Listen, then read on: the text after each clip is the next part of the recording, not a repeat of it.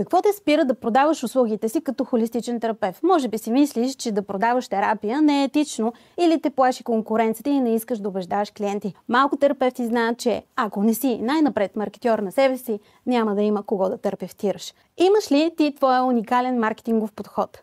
Имаш ли система за намиране на нови клиенти, която да работи за теб? Знаеш ли как да се позиционираш правилно на пазара в твоята ниша, така че твоите потенциални клиенти да те разпознават като решение на своя проблем? Ако отговорът на тези въпроси е не, значи ще имаш голяма полза да се включиш в предстоящото 3-дневно предизвикателство "Трите стълба на успеха в твоя холистичен бизнес". Специално за холистични терапевти, които искат повече приходи, повече влияние и по-голям мащаб.